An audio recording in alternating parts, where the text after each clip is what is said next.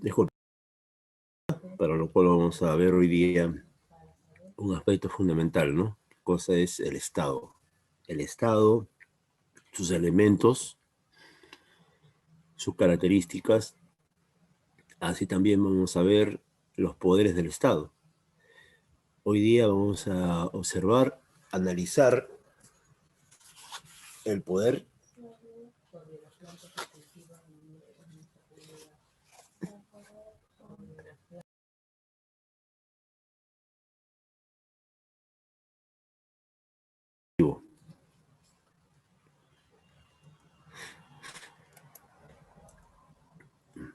¿ves? Entonces, esto nos toca estudiar hoy día, así de manera detallada, el primer poder, poder legislativo. La siguiente clase ya vamos a ver el poder ejecutivo y el poder judicial. Y completar el estudio del Estado peruano. Bien, entonces, empecemos. El objetivo de la clase es conocer la estructura del Estado, cómo se ha conformado, ¿no? Cómo se ha conformado el Estado peruano. Buenos días, Orco. Luego, conocer cómo funciona el poder legislativo, ¿no? Cómo se organiza a través de comisiones, cuál es su función principal, ¿no? En la siguiente clase vamos a ver qué características tiene el poder ejecutivo, ¿no? El presidente, el Consejo de Ministros, para luego saber la importancia del poder judicial, que es el que se encarga de administrar justicia, ¿eh?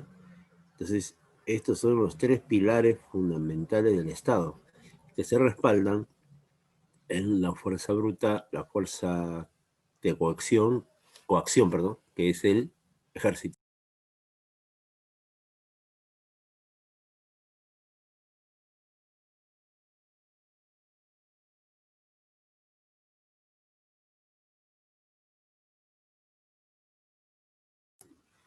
Ya, pero la estructura, vamos a decirle, a ver, la columna vertebral de todas estas instituciones civiles que ejercen la función política son las Fuerzas Armadas.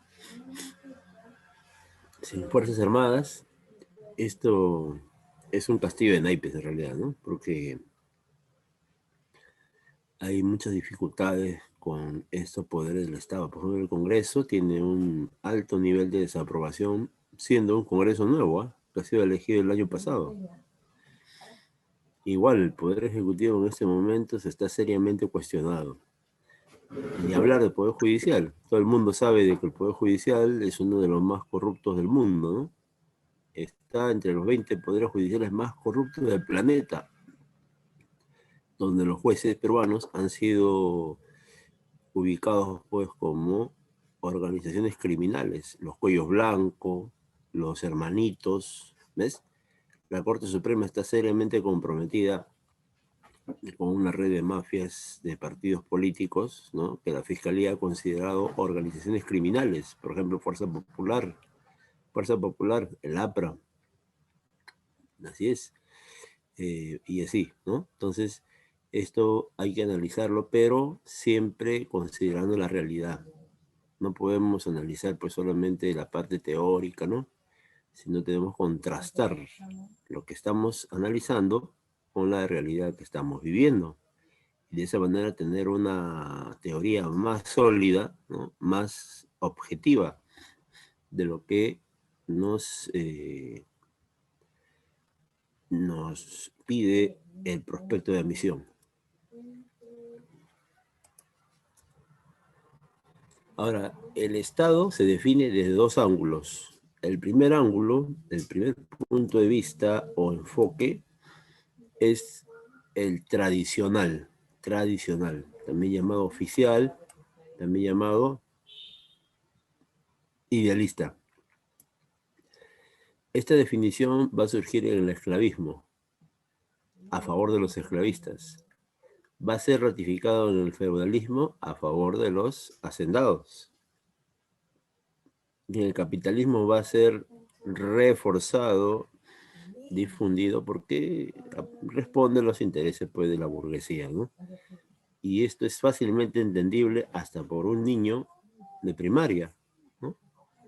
Sí, es tan sencillo de entender y tan amigable el concepto que cualquiera lo puede asimilar como si fuera verdadero. Mira, dice, el Estado es la organización jurídica política de la nación. O sea, según esta definición, el, el país que tiene su Estado estaría organizado jurídica y políticamente, pero en base a una nación, ¿no? O sea, lo predominante en un país sería una nación, cuando en realidad estos países sudamericanos, asiáticos, africanos, uy, ahí es más fuerte todavía, o hasta europeos, ¿no?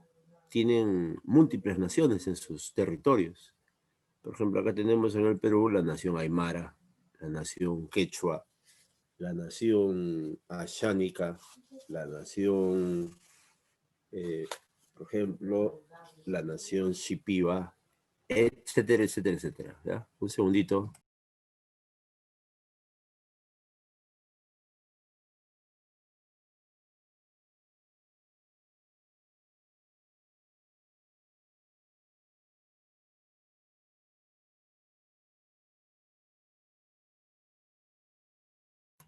Entonces, esa sería la versión oficial, ¿no? La versión oficial, que hay una nación que se ha organizado por jurídica y políticamente, ¿ya? En un determinado territorio, en una determinada zona geográfica, y en ese lugar se desarrolla un gobierno soberano, un gobierno que no depende de nadie, un gobierno que toma sus propias decisiones de manera autónoma, ¿ya? Y por lo tanto, dotado del más alto poder de dominio para la plena consecución, wow, del bien común. Esto ya es fantástico, ¿no? Esta definición es muy atractiva, es muy eh, interesante de analizar. ¿Y por qué decimos eso? Porque en la realidad, pues, el Estado peruano, ya ustedes han visto en pleno contexto de pandemia, a quién ha brindado el apoyo, con quién ha desembolsado la mayor cantidad de dinero. ¿Mm? La gran empresa ha sido la más favorecida, con una cantidad de millones, de miles de millones de soles, se le ha favorecido. Aparte de la plata que el Estado inyecta constantemente en estas empresas, por ejemplo, las empresas de publicidad, aparte, aparte de eso, permitir a muchas empresas que hagan lo que quieran en plena pandemia, farmacias, mercados, supermercados, bancos, etcétera, etcétera, ¿no? Se han enriquecido como jamás en su historia, pero no en cualquier contexto, en el contexto de mayor sufrimiento de la población nacional, de la población peruana, en una pandemia donde más de 80.000 muertos registra, ¿no? Instituciones paralelas al Estado peruano. El Estado peruano saca una cifra de 20.000, 30.000, ¿no? Es algo así, algo por ahí. Pero otras instituciones también de privadas, ¿no? Organizaciones que realizan investigación han sacado otra información. Bueno, entonces esta definición que hemos analizado en este momento es la que figura en la Constitución Política del Perú. Por lo tanto, esto se maneja por parte del Estado peruano. Esta definición va a venir pues en todo lo que pregunte en educación cívica como si fuera algo normal, algo así aceptado por todos, conocido por todos, ¿ya? Y ha sido ratificado y mejor elaborado en la Constitución de 1993. Así es, 1993. Así se ha... Usted sabe que esta Constitución se elabora en un contexto de dictadura, ¿no? Previo autogolpe de Estado y persecución de todo elemento que es opositor, ¿no? Doblegando desapareciendo, capturando y hasta torturando y asesinando a miles de ciudadanos peruanos. En ese contexto se aprueba la Constitución del 93. Sí. Uh-huh. Algo parecido sucedió en Chile también, ¿no? Aprobaron su constitución, igualita, hasta peor, creo. Ya en la dictadura de Augusto Pinochet modificaron la constitución. ¿Para qué? Para favorecer, pues, a esos grupos de poder económico que siempre están en los países actualmente, ¿no? Pero el día domingo ha pasado algo histórico en Chile. Han llamado a un referéndum en la cual planteaban apruebo o desapruebo el cambio constitucional. Y en una situación extraordinaria, muy favorable para toda la ciudadanía, casi el 80% de chilenos que han ido a votar han determinado el cambio de la constitución más conocida como pinochetista. Acá en Perú a esta constitución le llaman chinochetista, o sea, Chinochet, haciendo alusión a una dictadura que hubo también acá, ¿no? Que fue la dictadura de Fujimori. ¿Ya?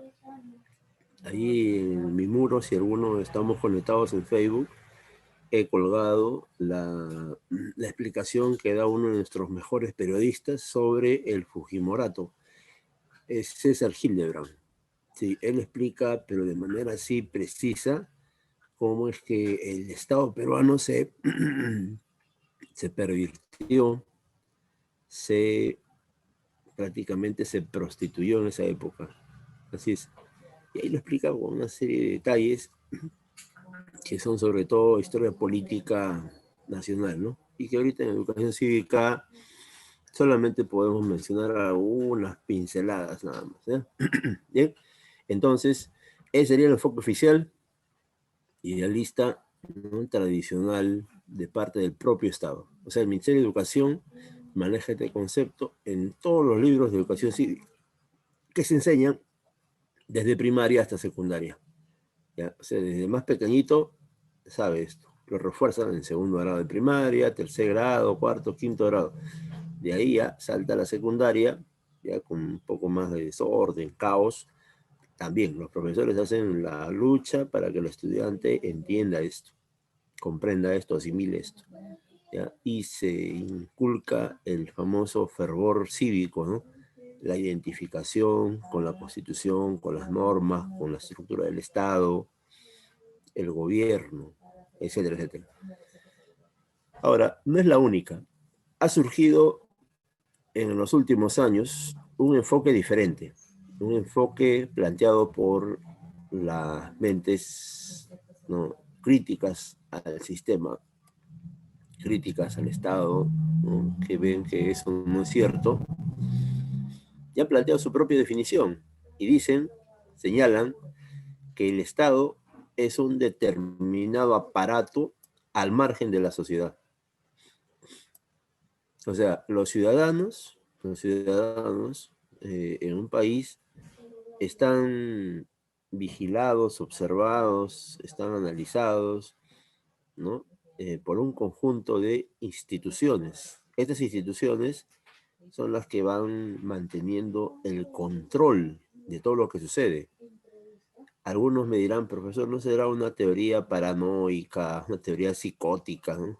No, pero eh, eso pasa en todos lados. Hay un servicio de inteligencia, ¿no?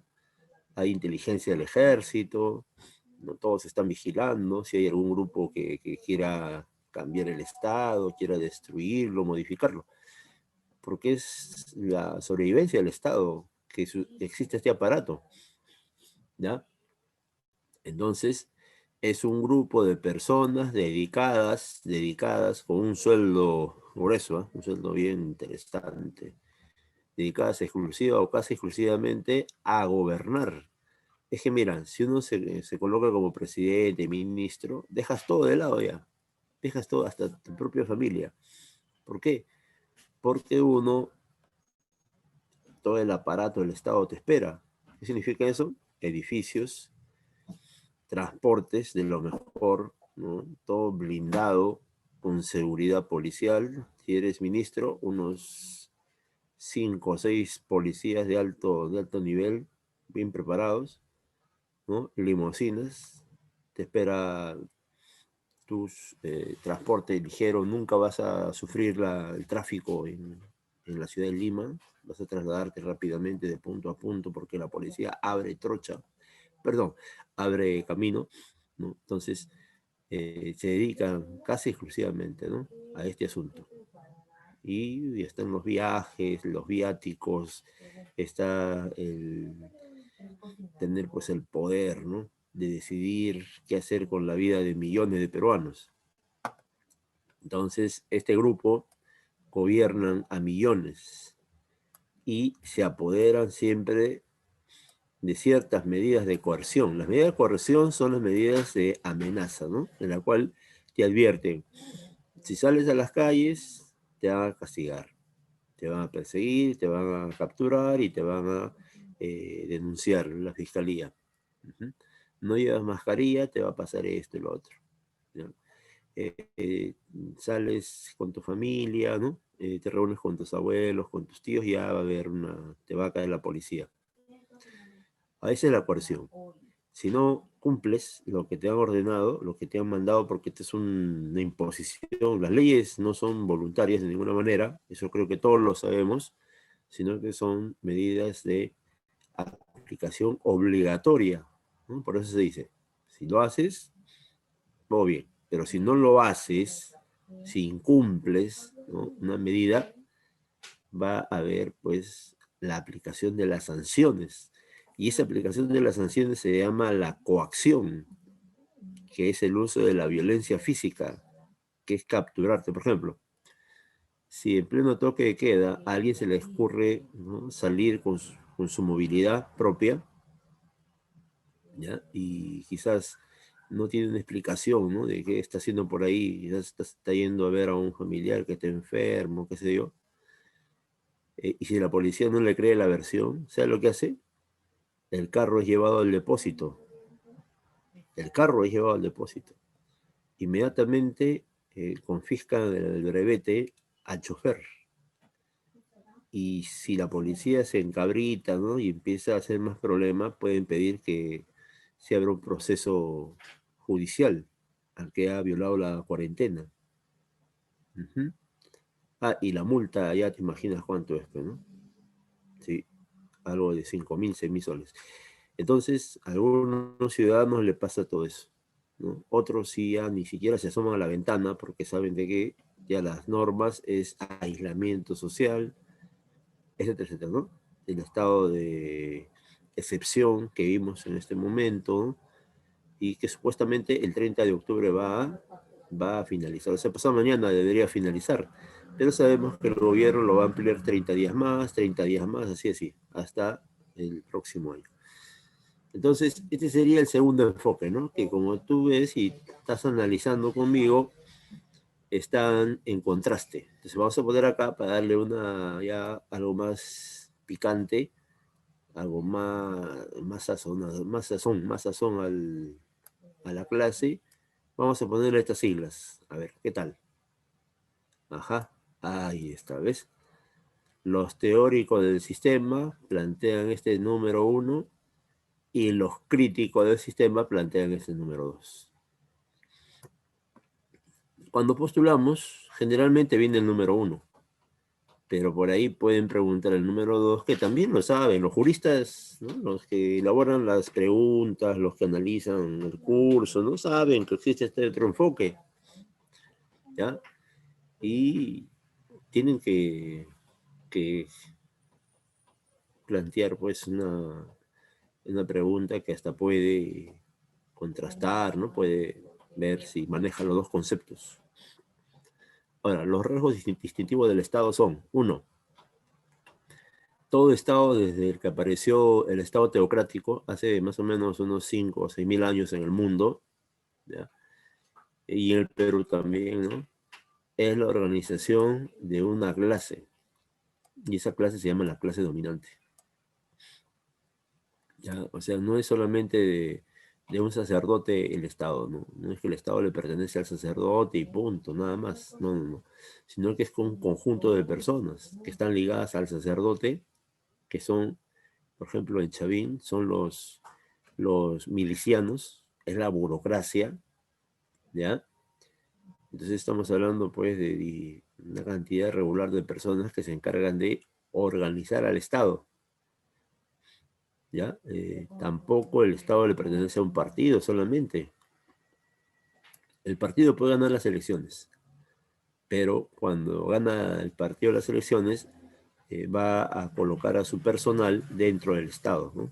Pero esa cantidad de personal no es todo el Estado que se va a cambiar, sino que es una parte nada más, ¿ya? Porque los demás ya está bien conformado, los demás está ya el personal está nombrado, está inamovible, ¿no? Sino que los que ganan las elecciones van a colocar un grueso, quizás un 30-40% de personal en el Estado peruano, ¿ya? Sí, entonces por esa razón es que estas personas se disputan a muerte la alcaldía, el ser congresista, el ser presidente, ¿no? Para nombrar personal, dar trabajo a sus seguidores, ¿no? A su personal, a su gente. Ahora, el Estado también cuenta con un aparato especial de fuerza y coerción, ¿no? Que es el ejército, las Fuerzas Armadas, ¿no? La Marina, la aviación, la Policía Nacional del Perú y los tribunales. Para llevarte al tribunal, tiene antes que haberte denunciado en el Ministerio Público, la Fiscalía. Así como ha pasado en estos días, en estas semanas, en estos último mes, la denuncia a un dirigente de la Universidad de San Marcos, la Federación Universitaria de San Marcos, que es dirigida por un joven universitario, ha recibido una denuncia, ¿no? Por parte del Ministerio Público, ¿ya? Para que él se apersone de su versión, ¿no? Explique qué ha pasado, por qué la FUNS está en esa situación, porque el rector de la universidad lo ha denunciado al estudiante, de promover violencia, promover tomas de locales, supuestamente destrucción de la infraestructura, etcétera, etcétera, ¿ya? Entonces ahorita está en una campaña para esclarecer estos hechos a través de conferencias con títulos, por ejemplo, como la persecución política. Porque si te portas bien y obedeces todo lo que hacen estas autoridades, no te dicen nada, ni te miran. Pero si cuestionas, haces una marcha, una movilización, ya te están mirando, ya te están apuntando. ¿Cómo se llama? Ah, terrones. Ya, apunta terrones. Apúntalo, apunta. ¿Cómo se llama el otro? Pérez, ya, apúntalo a Pérez. ¿De qué facultad es? Ya, tómale una foto. Tómale una foto. Y así van viendo que estudiantes tienen alto nivel de conciencia y están promoviendo pues esos reclamos, ¿no? Que son contra la corrupción, contra las injusticias, contra el abuso de estas autoridades. Pero así responden. Todo lo que plantea el Estado, todas las medidas que da el Estado no son voluntarias, son obligatorias. Su incumplimiento genera una sanción material. También, según la teoría, el Estado no obedece a ningún otro poder, ni dentro ni fuera de sus fronteras. Qué interesante esta última parte, ¿no? Ojalá fuera así, porque en nuestro país prácticamente se desarrolla pues toda una política económica, social, que ha sido recomendada, entre comillas, por el Departamento de Estado norteamericano. La balanza de pago se realiza con un esquema que Estados Unidos nos manda, que el Fondo Monetario nos envía. Y la política social y económica que se viene aplicando en el Perú fue una exigencia de los organismos financieros internacionales para reinsertarnos en el sistema financiero en la década del 90, cuando gobernaba Fujimori, y que fue firmado en un documento llamado la Carta de Intención, donde Fujimori y su ministro Carlos Boloña firmaron, aceptando todas las medidas, y estas son 4 medidas que debes acordarte. Uno, el Estado no debe poner sus manos en la economía. 2, privatizar, desprender al Estado de las empresas sin importar sus características o su eficiencia, ¿no? Es decir, la privatización de la mayoría de empresas del Estado. 3, reducir el gasto público en sectores muy importantes como es el aspecto social, el aspecto educativo, el aspecto de la salud, el deporte, etc. Y 4, que es el más bravo, ¿sí? Reducir el personal del Estado. O sea, llevar a cabo una política de despidos masivos, ¿sí? Casi 300.000 familias, 300.000 personas fueron despedidas de todas las entidades del Estado peruano, municipalidades, gobiernos regionales, provinciales, departamentales, ministerios, organismos públicos de todo tipo, a la calle, con una liquidación así muy pequeña, salieron a la calle y la mayoría se volvió ambulante. La mayoría es como hoy día. Hoy día la situación también es parecido, ¿no? También ha habido una reducción de personal en todos los planos. Más bien los del Estado se han salvado, la mayoría del Estado ha continuado trabajando, porque el Estado ha asegurado pues, los ingresos, ¿no? Los pagos. Pero el sector privado sí se ha visto afectado. ¿Por qué razón? Porque el sector privado, en la intención de minimizar costos, o sea, gastos de producción, ha despedido a miles, millones de trabajadores. Si alguien recuerda, ¿no? Tiene un nombre, creo que es suspensión perfecta, ¿no? Suspensión perfecta, ¿ya? Ahora, las características del Estado es republicano porque se basa en la división de poderes, ¿no? Que nace en la Revolución Francesa. Es democrático porque los representantes que están en el Estado son elegidos mediante el sufragio universal, ¿no? Por ejemplo, el presidente se elige mediante votación universal. Es social porque el Estado peruano, según la teoría número 1, debe servir a toda la población sin excepción. Sí, sin excepción.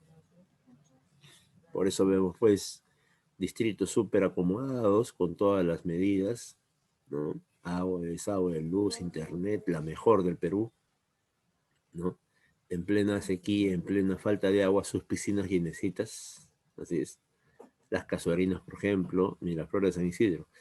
Y si vamos acá a la zona de Villa María del Triunfo, en la zona más alta, llamada Ticlio Chico, sin agua, sin desagüe, y encima con una temperatura terriblemente fría y sin servicios para remate. ¿Ya? También independiente porque no obedece a otras instituciones, a otros gobiernos, según la teoría, ¿no? Pero ya Mariátegui había cuestionado esto. Mariátegui, José Carlos, había dicho que esta situación independiente era solamente formal, más de apariencia, porque en el fondo se desenvuelve una dependencia económico sobre todo, ¿no? Y lo catalogó como la semicolonialidad y la semifeudalidad. Está en el libro Los Siete Ensayos. Y Soberano, que él toma decisiones autónomas en su territorio, ¿no? Así se da.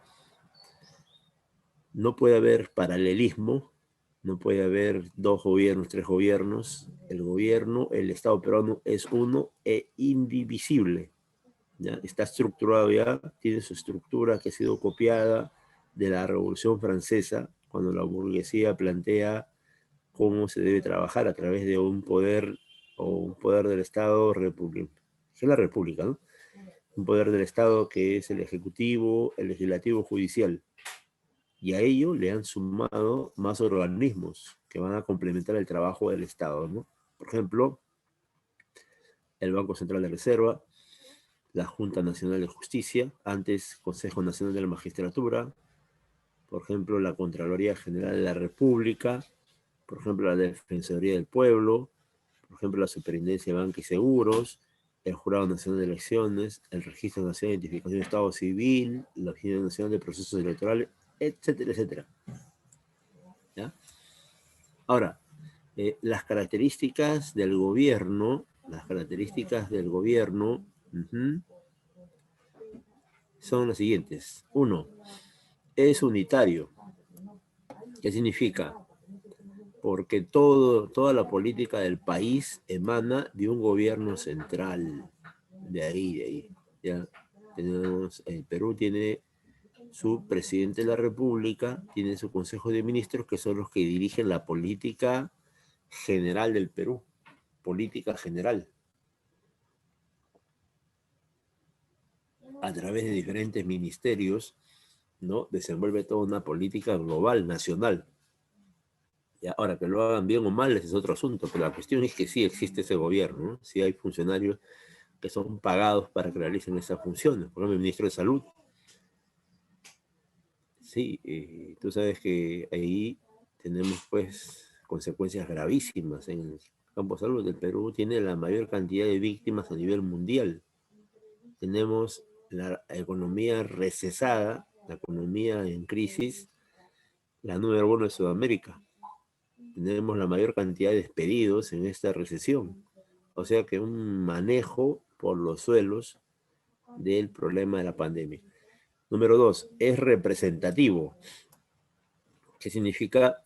Que los gobernantes son elegidos mediante sufragio universal, lo cual en teoría significa que es la voluntad popular los que lo van a designar, ¿no? Son los vencedores en las elecciones.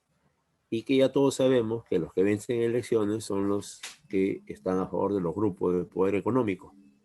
Si hay alguno que está en contra, los critica, los enfrenta, los denuncia, ese nunca va a ganar las elecciones. Por ejemplo, Ollantumala, en su primera elección, cuando tú veías su programa, era interesantísimo. Interesantísimo. Mire, nosotros no somos humanistas, pero viendo el programa que se llamaba La Gran Transformación, había puntos, por ejemplo, un punto interesante: desarrollar la industria nacional a través de medidas de protección a los productores peruanos de los extranjeros, que son más grandes y son más voraces y más inescrupulosos, ¿no? Por ejemplo, los chinos. Los chinos no creen nada, ellos donde se colocan destruyen la competencia con su famoso precio dumping. Entonces el gobierno humanista, el movimiento humanista en esa época planteaba protección, planteaba apoyo, inversiones, respaldo de esa industria nacional, ¿no? Sobre todo la mediana y la pequeña. Es un ejemplo nomás. ¿Y qué hizo? Lo que hicieron los grupos de poder. Oye, hicieron una campaña de demolición a este planteamiento. Tanto así que el favorito en las elecciones, que era Ollantumala, perdió las elecciones y ganó nada menos que Alan García. Sí, Alan García ganó las elecciones. Entonces, ahí se ve. Ahora, cuando Ollantumala en la siguiente elección cambia su programa, y lo que es el programa llamado La Gran Transformación se convierte en la hoja de ruta, que ya es un documento donde ya todos los planteamientos han sido revisados por la CONFIEP, ¿no? Todo está de acuerdo, no hay problema, ya, listo. Si trabajas para nosotros, trabajas bien, ganan las elecciones. Así es, y se convirtió en presidente de la República, pues, ¿no? Estamos hablando de Ollantumala, más conocido como Cosito, por la cuestión pues de la esposa, ¿no? La esposa es la que tomaba decisiones, ahorita está investigada, ¿no? Porque ha dirigido pues toda una malversación, ¿no? Lavado de activos, enriquecimiento ilícito. La fiscalía ya está pidiendo cárcel para ella y su familia, porque están comprometidos hermanos, están comprometidos hasta la mamá. Sí, entonces hay algo de 20, 30 millones de dólares en cuentas sumamente extrañas que no pueden explicar. Tercero, es descentralizado. ¿Por qué razón? Porque paralelamente al gobierno central existen gobiernos regionales y gobiernos distritales, provinciales, ¿ya? Entonces, no solamente está el Estado peruano, el gobierno peruano a través del gobierno central, sino que hay gobiernos en diferentes partes del Perú. Y el último se rige bajo los principios de separación de poderes, poder legislativo, poder ejecutivo y poder judicial. ¿Cuál es el objetivo de esto? Evitar la concentración del poder, que el poder no esté en manos de un solo grupo, un solo poder del Estado, sino que se descentralice el poder, ¿ya? Aunque hoy día plantean los analistas de que el Ejecutivo estaría concentrando gran cantidad de poder por encima del Legislativo, y qué decir de judicial, pero no. Así es. Mire, la nación, vamos a decir que es el conjunto de personas con un pasado y expectativa de vida común. ¿Ah? Entonces, ¿qué cosa es? Es una población con comunes lugares de nacimiento. Han nacido en el mismo barrio, en el mismo distrito, ¿ya? En la misma zona. Su vida ha sido similar, ¿no? Han crecido, se han visto, se han desarrollado juntos. ¿Sí? Por ejemplo, en las provincias de La Libertad, en Puno, en la zona del Cusco, en la zona de la selva, ¿no? Entonces se expresa un pasado histórico, porque no solamente es la vida de esta gente, ¿no? Que es de sus antepasados, de sus predecesores, ¿no? Que pueden ser sus abuelos, tatarabuelos, ¿no? Tatarabuelos, etcétera, hasta la actualidad. Por ejemplo, si vivo en la zona de Trujillo y estoy, por ejemplo, en la zona de Zipán, ahí hacen el estudio del señor Zipán, sacan el rostro, ¿no? Ven la piel de qué color era, y nos damos una vueltita por el barrio de Zipán y encontramos gente con similares características, que son peruanos de la zona norte, pues, ¿no? ¿Sí? Hasta sus apellidos. El apellido Yaipen, por ejemplo, ¿no? Las palabras como jequetepeque, saña, la palabra llamado, a ver, nepeña, etcétera, ¿ya? O sea, hay un pasado histórico del norte peruano ligado pues a una cultura llamada la cultura mochica. Pero si me voy al Cusco, ni hablar, pues está la cultura quechua, ¿no? Que son los incas. Profe, si me voy a Apurímac, los chancas. Y si me voy a Lima, profe, ahí están los ichmas. Profe, y acá en el norte de Lima, los coyic. Profe, y si me voy a Lago Titicaca, alrededores, los aymaras, los aymaras. Profe, y en la selva, 45 nacionalidades. Chipiwa, Xánica, Guaruna, Campa, Bora, Aguajún, etcétera, etcétera, etcétera. ¿Ves? Entonces, a eso es el pasado histórico, lugar de nacimiento, vida, e idioma, costumbres que tiene esta población. Y lo que ya hoy día está superado, porque solamente es una raza, la raza humana, ¿no? Sí, así es. Profesor, ¿y qué cosa es el territorio? Sí, así, sencillamente, es todo el suelo, el subsuelo, ¿no? Que domina esta parte del mundo, ¿no? Y que llamamos Perú. Pero según el artículo 54 de la Constitución, el territorio del Estado, primero, no se puede desprender, no se puede vender, ¿no? Tú no puedes vender Tumbes, ¿no? Cajamarca, Amazonas. Tampoco se puede permitir que ingresen al territorio sin consentimiento. O sea, nadie puede violar la seguridad del territorio. Si alguien lo hiciera, tiene que salir a defender la Fuerza Armada. Al lugar de invasión tiene que presentarse el ejército, la aviación y la marina para retirar a estas personas. El caso de Ecuador, ¿no? ¿Te acuerdas? El falso Paquilla, ¿no? el, el problema con Ecuador, ¿no? Hay varios temas ahí, ¿no? El caso con Colombia, Brasil nos ha quitado más territorio. Ahora, ese territorio comprende el suelo, ya que es el relieve, ¿no? La parte superficial, el subsuelo, que es ya debajo del suelo, toda esa parte hacia, ¿no? Hacia abajo, el dominio marítimo, ya, o sea, todo el mar peruano, y el espacio aéreo.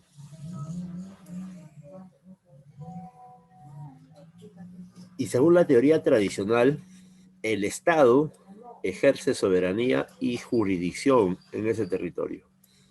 Los españoles, cuando llegaron y vieron el territorio peruano, lo dividieron de manera sencilla, ¿no?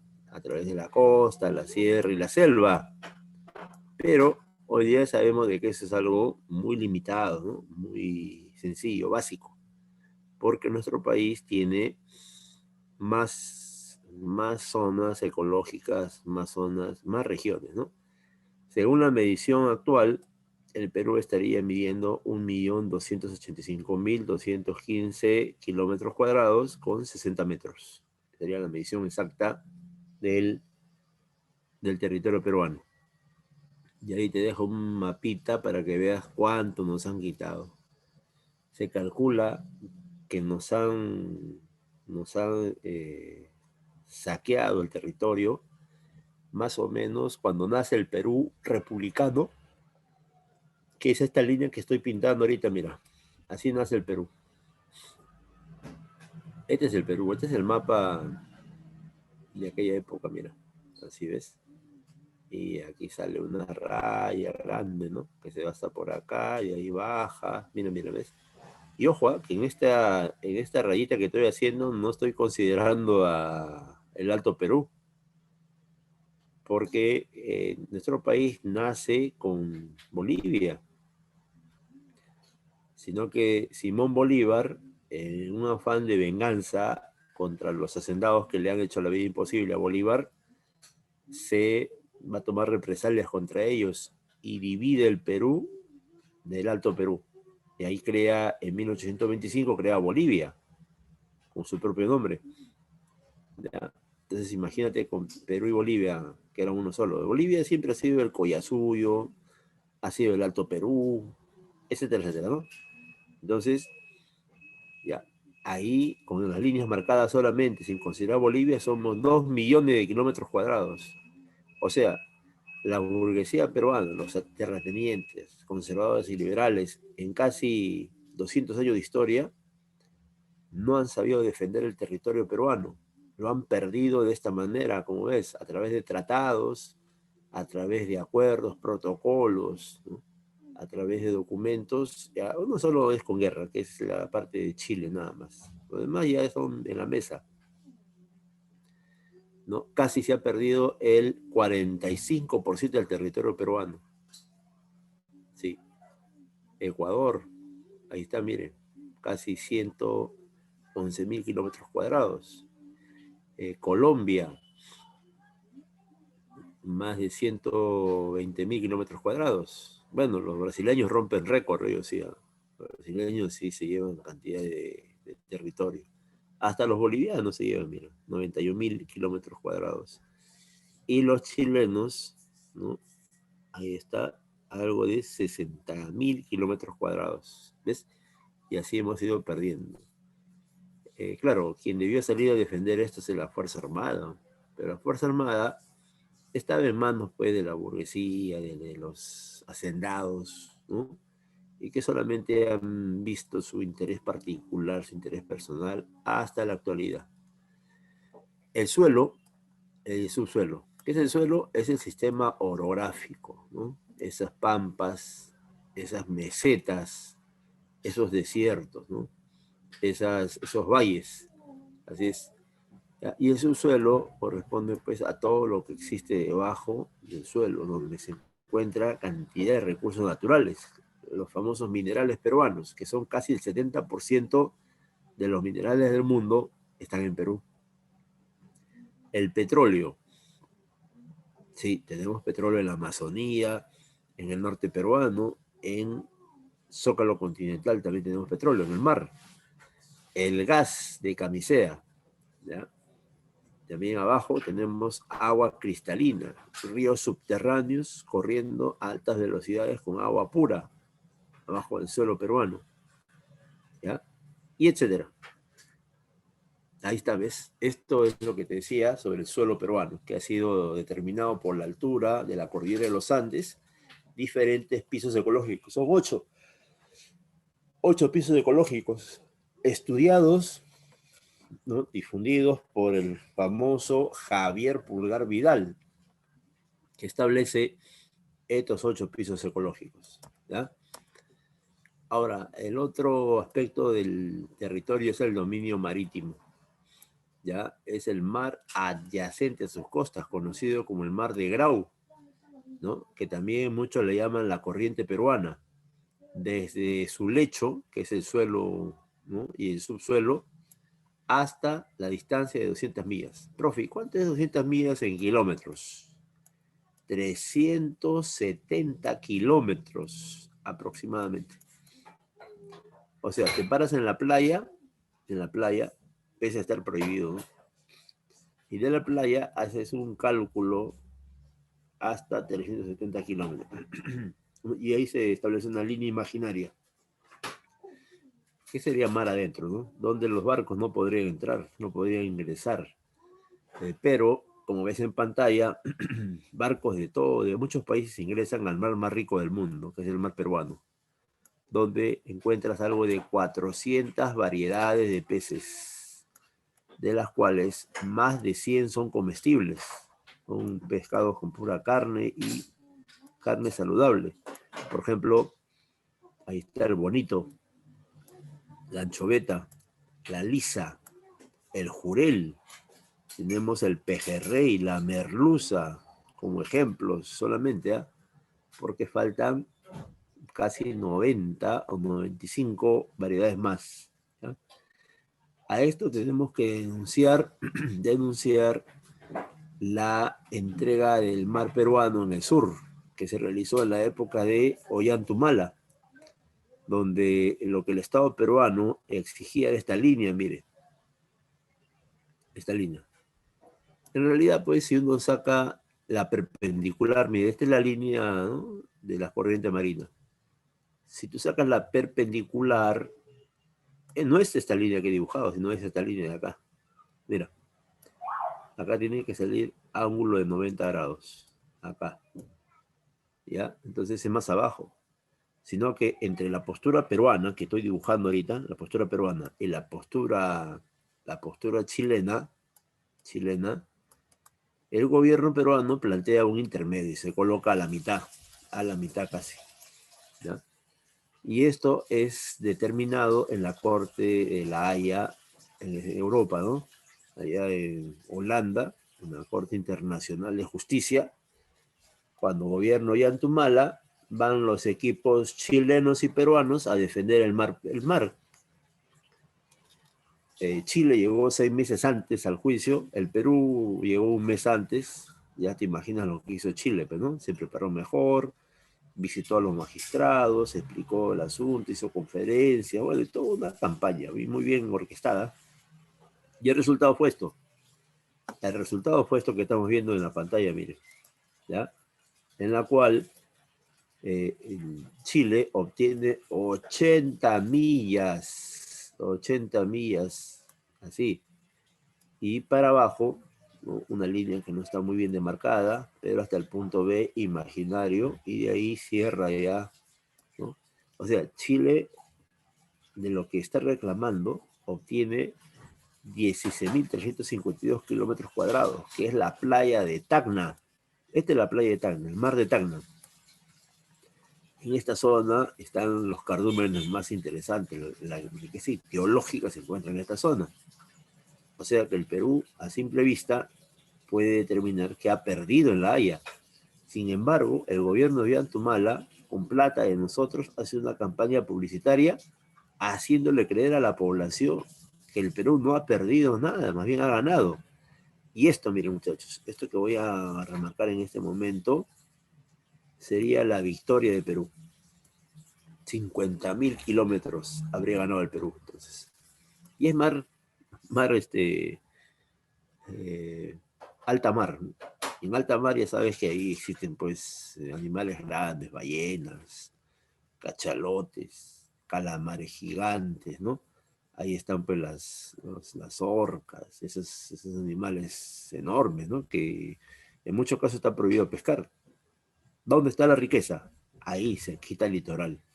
En esas 80 millas, ahí está la riqueza que hoy día maneja Chile. Y que Tacna ha sido perjudicado con ese fallo, el fallo de la Haya, en el gobierno de Ollantumala.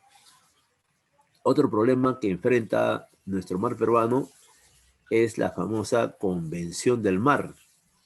Convención del Mar, que sería la aplicación internacional de una ley nueva, ¿no? Que vulneraría, afectaría las 200 millas, porque esta nueva ley estaría planteando de que solamente el Perú y todos los países del mundo solamente tengan de soberanía 12 millas, 12 millas nomás. O sea, algo de 15 kilómetros, pues, ¿no? 15 kilómetros de mar, nada más de esto. Y lo demás se convierta en mar internacional. Malas noticias jóvenes. Naciones Unidas ya ha hecho su encuesta y 70% están a favor de esta medida. 70% han dicho sí a la Convemar, que se aplique de una vez. 20%, 20% de países ha respondido que va a evaluar, va a ver, ¿no? O sea que no sabe, no sabe, ¿ya? Y 10% de países dicen no a la Convemar. Y ahí está el gobierno peruano, en una actitud así caracterizada de débil, frágil, tímida. El gobierno peruano ha planteado su rechazo a la Convemar, que sería perder 188 millas, convirtiéndose en mar internacional, ¿no? Sí, como ven las estadísticas, estamos fritos, ¿eh? En algunos años para adelante, la Convemar se aprueba y el mar peruano se convierte en un mar internacional. Ahora, ¿por qué están desesperados las potencias del mundo, que son las que promueven Convemar, para que esto se apruebe lo más pronto posible por Naciones Unidas? Por una sencilla razón. Ya te expliqué que bajo el suelo hay petróleo. Acá, sí, sí, en este suelo marino, mediante sonares, aparatos altamente sofisticados, han encontrado yacimientos petroleros. Ah, debajo se encuentran minas, hay cantidad de minerales, oro, plata, zinc, estaño, ¿ya? Aparte, ha encontrado gas. Y si eso fuera poco, hay ríos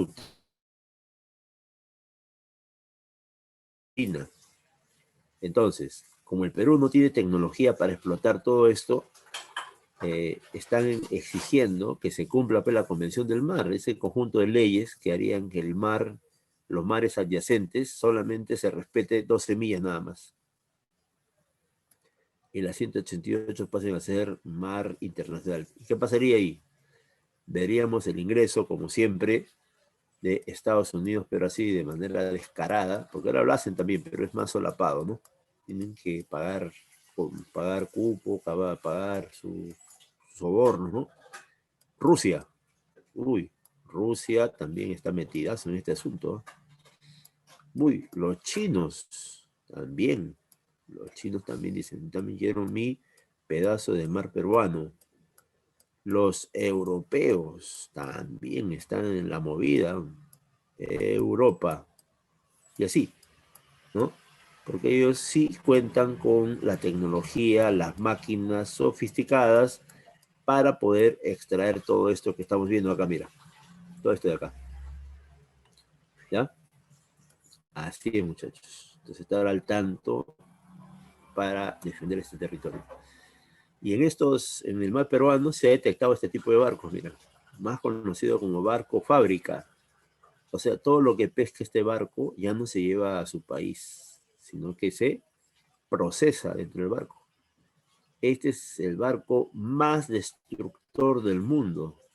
Así como este, hay toda una flota de parte de China, Corea del Sur, Rusia, Estados Unidos, Japón y algunos países también europeos. Por ejemplo, este barco ya sabes de qué país viene, pues, ¿no? Claro, es un barco francés, ¿sí? Entonces ahí entra, se procesa todo. Ya no llevas nada a ningún lugar. Ahí adentro de las fábricas procesan el aceite de pescado, harina de pescado, conserva de pescado, etcétera, etcétera, etcétera. Y de ahí mismo salen a distribuir a los países por donde van pasando. Y la población se calcula que hay entre 2.000 a 3.000 personas, como mínimo. Estos son los barcos depredadores que arrasan con el mar peruano. El espacio aéreo, ¿sí? El espacio aéreo se refiere a todo aquel lugar en el cual estamos teniendo pues cierta soberanía, ¿no? Ajá. Y este es el cielo, ¿no? Eso lo que llamamos cielo, así es. Uh-huh. Ya, muy bien, gracias por el alcance, ¿sí? Entonces, sí, pero los chinos no se quedan atrás, ¿eh? Los chinos también tienen, y parecido a esos barcos, ¿no? Una flota completita. Los estadounidenses también, ¿no? Los japoneses, los coreanos del sur, sí se ha encontrado bastante en el Perú, ¿ya? Malas noticias, que el espacio aéreo en estos momentos se encuentra en manos de esta empresa. Casi el 85% de las rutas aéreas se le ha concesionado, se le ha entregado a la empresa chilena llamada LATAM. Y en el gobierno de Martín Vizcarra, el primer ministro Ceballos planteó, dijo, el Perú debe constituir su empresa aérea pública estatal. Así planteó, ¿eh? Y dijo, y se adelantó, dijo, estamos en posibilidades de hacerlo, vamos a hacerlo. Oye, cuando señaló esa, vamos a hacerlo, los grandes grupos, los grupos de poder económico se le saltaron a la yugular al ministro, pidieron su cabeza, que este velasquista que se ha creído, este zurdo, este rojete, que se ha imaginado, ¿no? Que va a venir acá a invertir en el espacio aéreo cuando hay empresas libres, democráticas, que están compitiendo, cuando en realidad, desde Toledo hasta Ollanta, han defendido el acuerdo para entregarle el cielo, el espacio aéreo a la empresa chilena LATAM, que es LANChile en realidad, pues, ¿no? ¿Ya?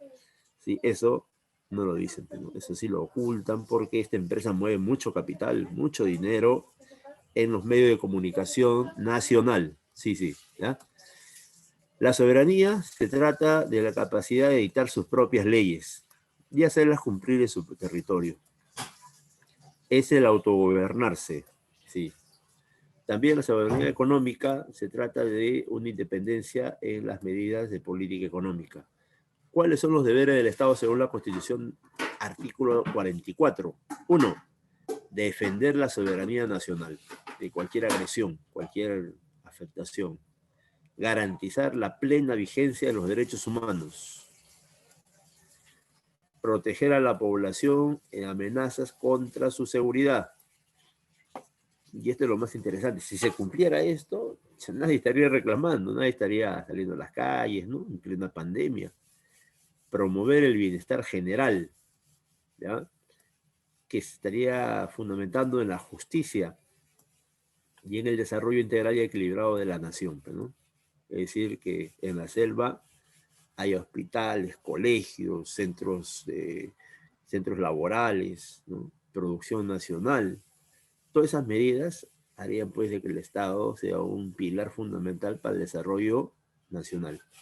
Pero hoy día el Estado es arrinconado solamente para que cuide, haga espionaje, esté velando, ¿no? Viendo quiénes son los opositores, etcétera, etcétera.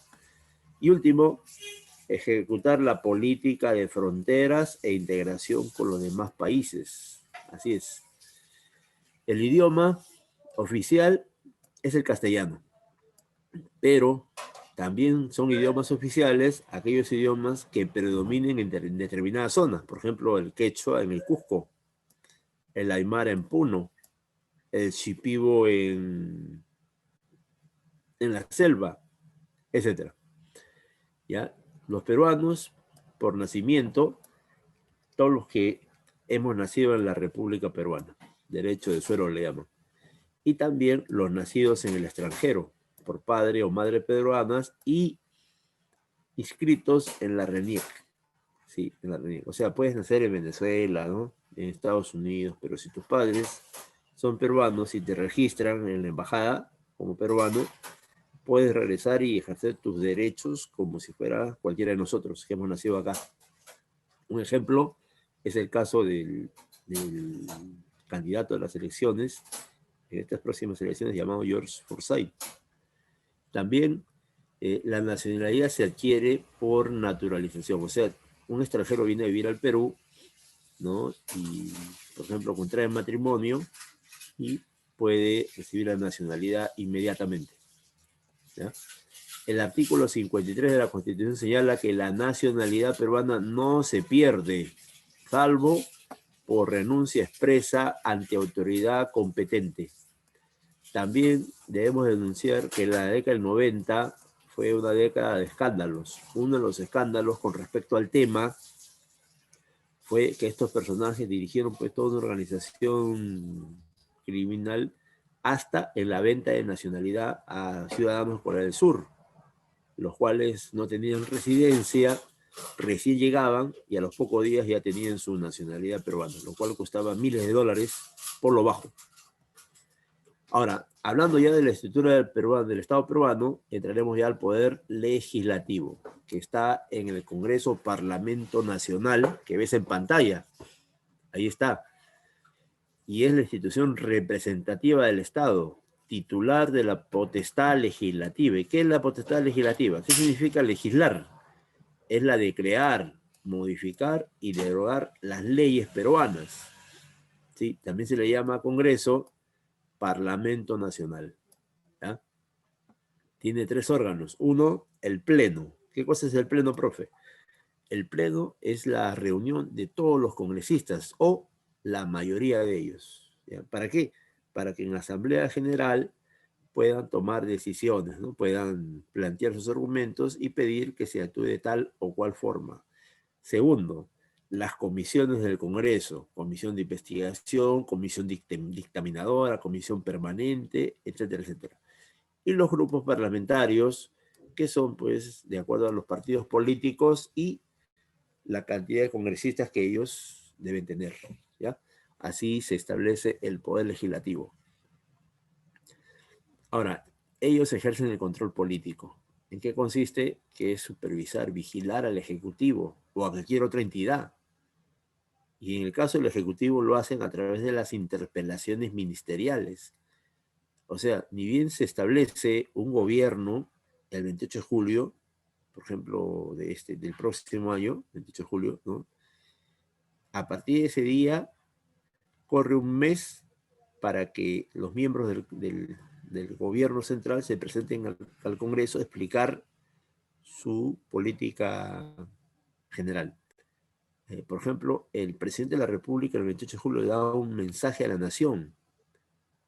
Luego de él van a ir ministro tras ministro a explicar al Congreso qué van a hacer en su gestión, qué es lo que corresponde, ¿no? Ahora, si el Congreso le parece que ese ministro ha hablado bien, ha argumentado, le da el voto de confianza. Si el Congreso en su mayoría en una asamblea determina que ese congresista no está bien, hay problemas, le da el voto de censura. O sea, no hay voto de confianza. Cuando pasa eso, que el Congreso le baja el dedo, le da el voto de censura al ministro, el ministro debe renunciar inmediatamente, ¿ya? Ahora, si se da el voto de censura a todo el gabinete, se produce un fenómeno llamado crisis ministerial. Crisis ministerial y todos los ministros deben renunciar, hasta el premier. Y el presidente de la República debe buscar a otro premier y con ese premier buscar a nuevos ministros. ¿Por qué? Porque el premier es el que da la cara, es el que sale, ¿no? Por ejemplo, hace poquito ha salido Martos, el premier de Martín Vizcarra, y ha dicho, sí, clarito ha dicho, ¿no? Que la Fuerza Armada no va a permitir la vacancia del presidente. El presidente debe terminar su periodo y luego ya debe enfrentar cualquier acusación constitucional, judicial, etcétera, etcétera. Sí, ha puesto de por medio a la Fuerza Armada porque Martos es un militar, es un general del ejército peruano, ¿ya? Entonces, así está la situación entre el Congreso peruano y el gobierno central. Ahora, el Congreso Nacional de la Constitución 93 consta de Cámara Única. O sea, en la historia del Parlamento lo que predominan son las dos cámaras, o sea, un Congreso bicameral, Cámara de Diputados y Cámara de Senadores. Pero a partir del autogolpe del 5 de abril de 1992 y la conformación de un nuevo Congreso Constituyente Democrático, con solamente 80 congresistas para agilizar la aprobación de leyes, a partir de ese momento aparece la unicameralidad, que significa una sola cámara, ¿ya? Y el número de congresistas del año 93 fue de 80. Cambió de gobierno Alejandro Toledo y ahí analizaron y dijeron que esa cantidad era mínima, ¿no? Así es que se incrementó a 120 congresistas. En la época de Alan García aumentaron 10 más. Hoy día son 130 congresistas con sueldos de casi 18.000, 16.000 soles, con asesores, con equipos de alta tecnología, con oficinas súper amobladas, asesores, cada uno de ellos tiene algo de 10 asesores que le informan todas las novedades, gente especializada que le informa al congresista de lo que está sucediendo, ¿no? Y cada año ellos cobran 15 salarios, ¿ya? Los congresistas son elegidos por sufragio universal, ¿no? Para un periodo de 5 años. El cargo es irrenunciable. No puedes renunciar al cargo de congresista. Ahora, ¿cuáles son los requisitos para ser congresista? 1, ser peruano de nacimiento. 2, 25 años mínimo. 3, no estar detenido en la cárcel, es decir, ejercer tu derecho al sufragio, estar libre.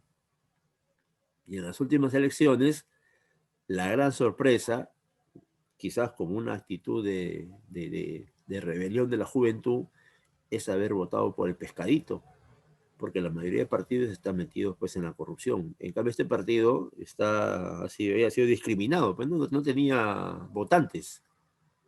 Apenas uno, hace 20 años, ¿no? 1 o 2 congresistas, el hijo de Ataucusi. Pero en estas últimas elecciones, la juventud se ha pasado la voz y dice, ya, un voto de protesta, ¿cuál es? Votar por el más olvidado, el más discriminado. ¿Cuál es? El pescadito.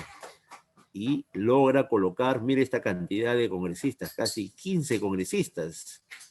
Sí, como dicen por el interno acá, están hablando de que todo fue una cuestión de las redes sociales, ¿no? Difundir a través de las redes sociales un voto de protesta, un voto en contra de los partidos tradicionales, ¿no? Y así tenemos 14 a 15 congresistas del FREPAP. Y obviamente que estas personas son atacadas, discriminadas por ser una secta religiosa.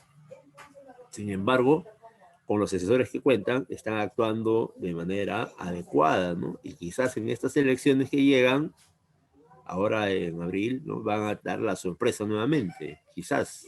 Sí, ¿ya? Entonces, ahí tenemos las bancadas dentro del Congreso peruano, mira. 25 congresistas de Acción Popular. Este es el grupo más numeroso. Es el que está dirigiendo. Luego 22 congresistas por Alianza por el Progreso. 15. ¿Sabes cuánto tuvo el fujimorismo en el Congreso anterior? 73. 73 congresistas. Ahora no tienen ni la tercera o cuarta parte de lo que antes era. Con esa cantidad de congresistas, lo hubieran hecho linda, ¿no? Hubieran hecho linda todo un gobierno, unas medidas legales del Congreso peruano. Pero se pusieron el afán de blindar a los corruptos, el afán de atacar al gobierno, hacer leyes, bueno, y una serie de cosas más terribles, ¿no? FREPAP, también 15 congresistas. Ahí tenemos a FREPAP, el pescadito, quizás también logre más votos estas elecciones, porque la mayoría de jóvenes está sin partido. Hay una actitud de no partidarizarse, ¿ya? Unión por el Perú, 13 votos, ¿ya? Me parece que este es el partido de Antaurumala, me parece. Ya, Podemos Perú. Creo que Podemos Perú. A ver, no, Alianza por el Progreso es de César Acuña, ¿no? Ya, Somos Perú 11, el Moradito 9 y Frente Amplio 9. Si la izquierda peruana está de capa caída, no logra unificarse. Verónica por un lado, Marco Arana por otro lado, y como 10 partiditos de izquierda, cada uno queriendo sacar provecho del Estado. Y no se unifican. Eso es lo más triste para ellos, de que no pueden unificar. Si esta gente se unificara, sería una corriente interesante de analizar, ¿no? Quizás tendría una presencia importante en el Congreso.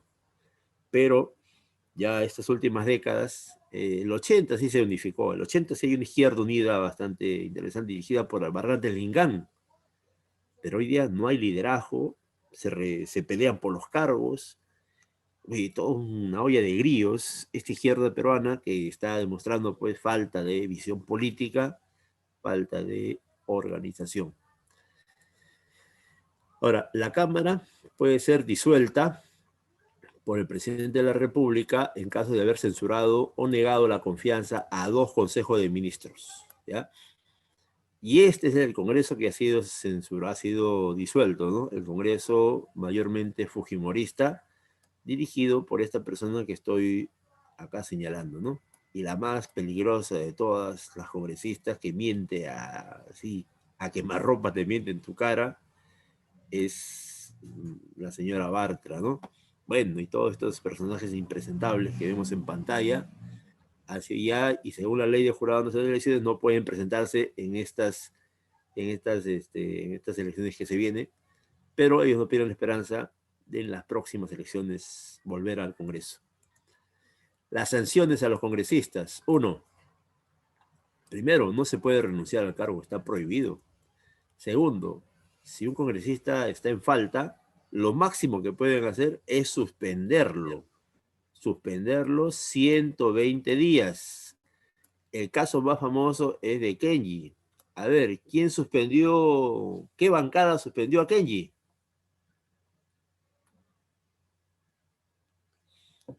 Fuerza Popular, su propio partido lo suspendió. Y jamás vieron su caso para que reingrese al Congreso. Así trató la hermana al hermano, ¿no? Uno, aprobar las leyes, resoluciones legislativas, interpretarlas, modificarlas y derogarlas si hay algún problema. Velar por el respeto de la Constitución y las leyes. Aprobar los tratados que negocia el Ejecutivo. Aprobar el presupuesto de la República que elabora el Poder Ejecutivo. ¿Ya? Autorizar los empréstitos que también lo negocia y lo trata el Ejecutivo, el presidente y sus ministros de Economía, por ejemplo. ¿Ya? Establecer el derecho de amnistía, que esa amnistía es el perdón de la pena. Si han sancionado a una persona con 20 años de cárcel y esa persona quizás está enferma, está anciana, está con un problema en la cárcel, va a morir rápido, entonces deben darle el perdón, ¿ya? La amnistía se llama eso. También aprobar la nueva demarcación territorial. Y en el Perú sí es constante, ¿no? Cada vez perdemos más territorio nacional. También autorizar al ingreso de tropas extranjeras. En el Perú ya tenemos más de 6.000 Rangers que ves en pantalla, que es el soldado norteamericano, en las bases estadounidenses en la zona de la selva peruana. Disque para combatir el terrorismo y el narcotráfico. Sin embargo, los terroristas o movimiento de Sendero Luminoso está vivito y coleando en la Amazonía. Y el narcotráfico se ha disparado en los últimos años. También autoriza al presidente a salir del país en un tiempo determinado. Ahí está la presencia de las bases militares norteamericanas. En el Perú hay 8. En México hay 3. Miren, en Colombia rompe récord ya. Sí. ¿Ya? Ahora, ¿cómo funciona la legislación? A través de comisiones.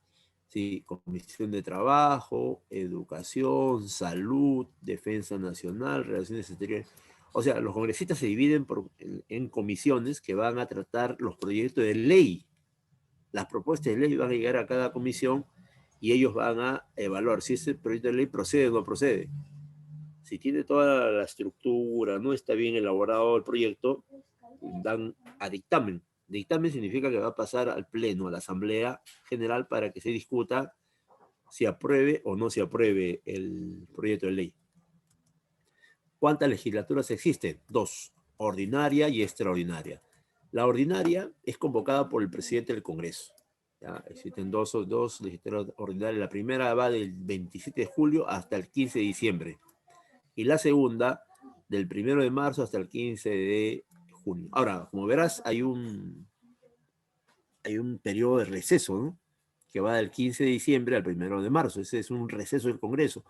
Cuando sucede ello, empieza a funcionar la comisión permanente, que es casi el 30% de congresistas convocados para esa misión, ¿no? De seguir legislando, seguir llevando a cabo algunas medidas del Parlamento. O sea, el Parlamento prácticamente nunca cierra, simplemente está con una comisión permanente o el Pleno del Congreso. Ahí está la comisión permanente que hemos dicho, ¿ya? Y luego la legislatura extraordinaria. Esto lo convoca el presidente de la República, el gobierno central. ¿Para qué? Para que le aprueben alguna ley que ha enviado al Congreso. Y solamente se prolonga 15 días nomás. No puede hacerlo un mes, 2 meses. 15 días más pide el presidente y el Congreso sigue legislando hasta que aprueben la ley del presidente. Ahora, la comisión permanente es el organismo que funciona cuando el Congreso está... perdón, sí, esa es la que está en receso, ¿no? Cuando el Congreso entra en receso, ahí también son algo de 30% de congresistas. Perdón, 25% del total de congresistas, del 130 congresistas, el 25% según la cantidad de congresistas que tengas, es proporcional a esa cantidad. Atribuciones de la comisión permanente: designa al Contralor General, que es propuesto por el presidente. Ratifica al presidente del Banco Central y Superintendencia de Banca y Seguros. Aprueba créditos suplementarios y donaciones. Ejercita la delegación de facultades legislativas hacia el Ejecutivo. Ahí también, ¿ves? Estos tres son designados por el Congreso. Uy, llegamos ya. Llegamos al final de la clase. Ahora todos sacamos nuestras preguntas, ¿ya? Nuestras preguntas a la mano. Todos tienen el archivo, ¿no? Y entonces voy a leer las preguntas y ustedes, en base a lo que ya tienen, van a ir escribiéndome por el chat las claves. Ya abrí el chat a un costado y voy a ir leyendo sus alternativas para ir contrastando, ¿no? Para ir comprobando.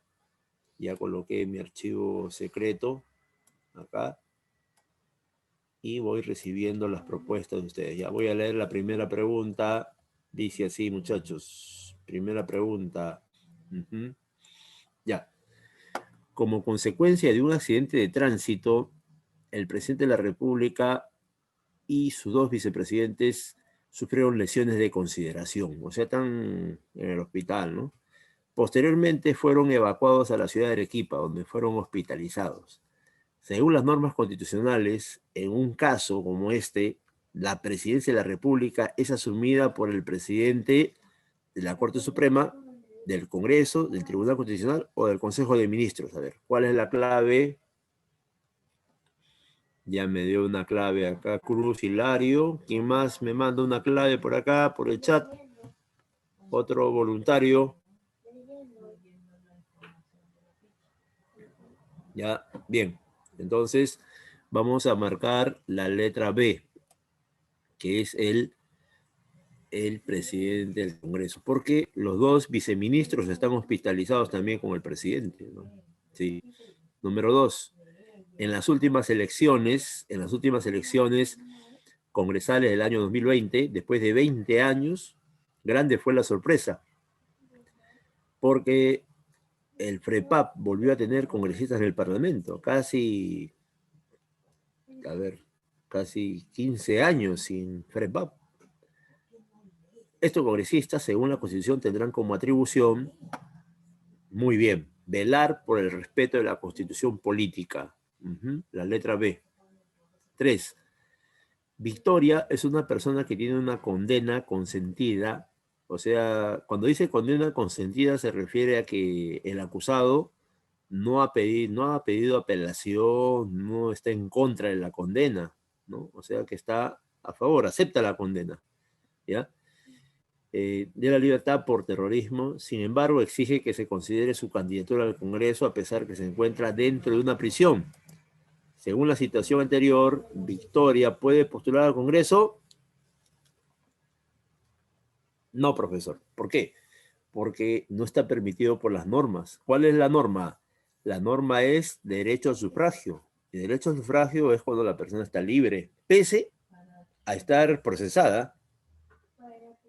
Sí, en el Perú pueden participar en las elecciones personas que están en juicio y que todavía no se ha demostrado su culpabilidad. Ahora, cuando entran a ser congresistas, ya ese juicio se suspende, ¿no? Hasta 5 años después. O sea, ya porque el congresista tiene inmunidad parlamentaria. A ver, Agripina, Gregoria y Elías, un grupo de jóvenes que vienen de provincia a visitar las playas limeñas, fueron interceptados por propietarios de las casas cercanas al mar, donde ellos visitaban, quienes les cerraron el paso, indicándoles que el ingreso a esta zona estaba prohibido. ¿Tiene algún fundamento la conducta de estas personas? A ver, acá hay una pregunta, dicen, ¿los presos pueden sufragar? No. Los presos pierden su derecho al sufragio, su derecho a la votación. Ellos no pueden participar, ¿ya? Salvo que ese preso no tenga condena. Él puede postular, pero tampoco puede votar. O sea, no puede salir, pedir permiso a la cárcel, ir a votar y regresar a la cárcel. El caso más famoso es el caso del expresidente de región cajamarquino, Gregorio Santos, ¿no? Sí, ahorita sí está preso y parece que lo van a condenar a muchos años, ¿no?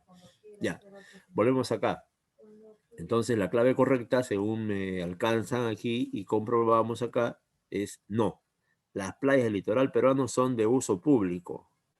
No pueden prohibir el ingreso a las playas. Por eso está prohibido los clubes en las playas. Los clubes se apropian de ese litoral y eso debe ser corregido.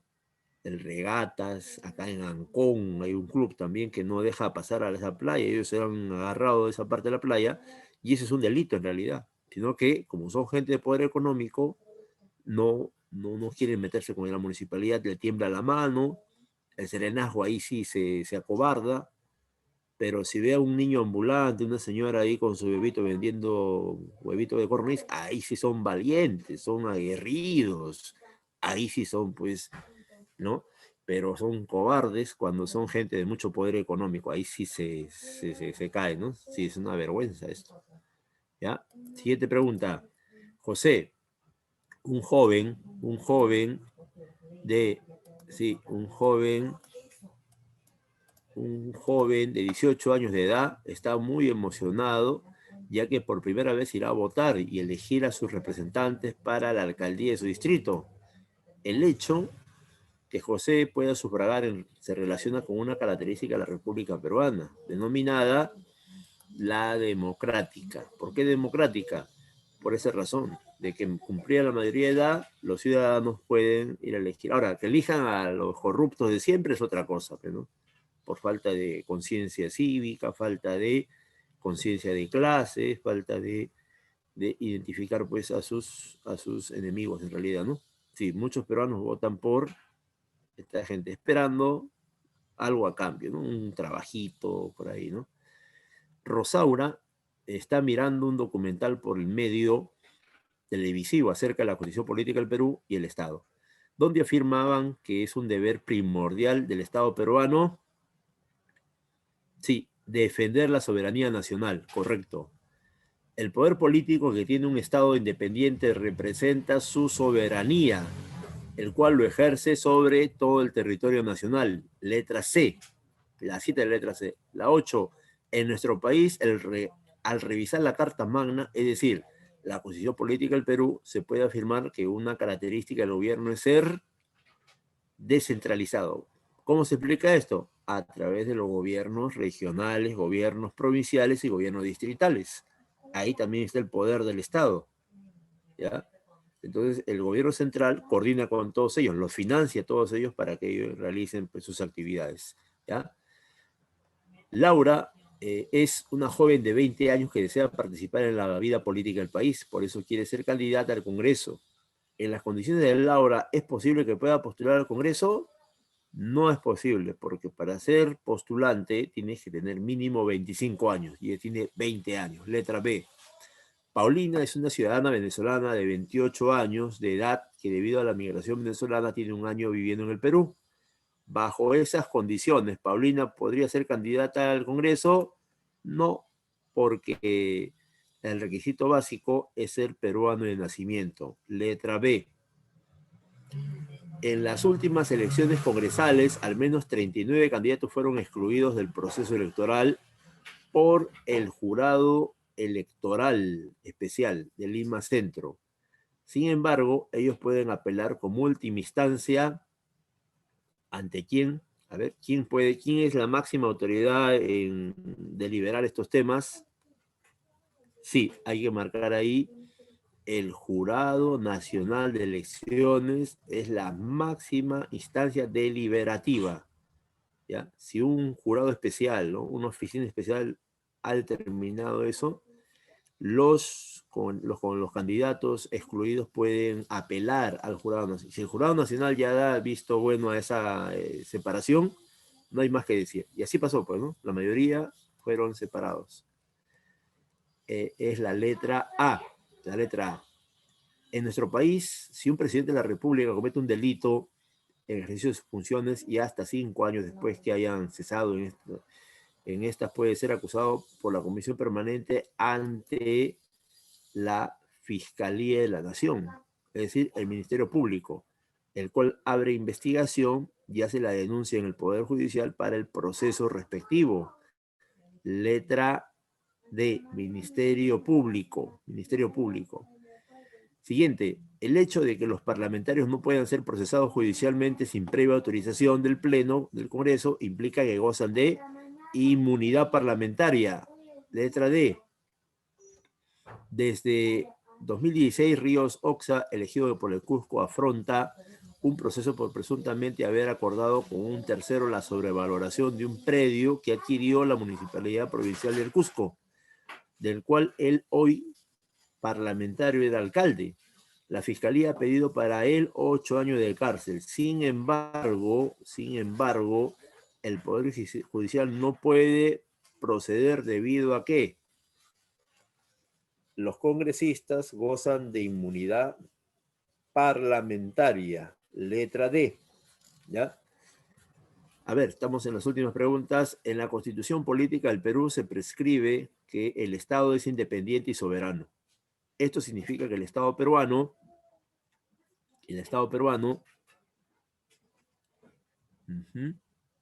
a ver, se prescribe independiente y soberano.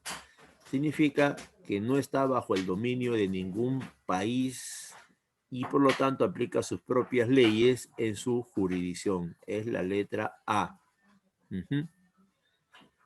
Ya, la letra A. Esa es la letra correcta, la letra clave correcta. Entonces ahí sería la última pregunta. Y con eso estaríamos finalizando la clase. Si hubiese alguna interrogante, algo para poder discutir, conversar, a ver, si todo está claro, entonces, a ver, si todo está claro, la 3, a ver, el número 3, un ratito ya. La 1, 2 y 3. Es la letra B. La 3 es la letra B. Sí. ¿Alguna otra pregunta, interrogante? Ya. Entonces, si todo está claro, entonces ya pasaría a despedirme. de todos ustedes, esperando que sigan estudiando, preparándose y nos encontramos la siguiente clase. Cuídense mucho. Hasta la próxima.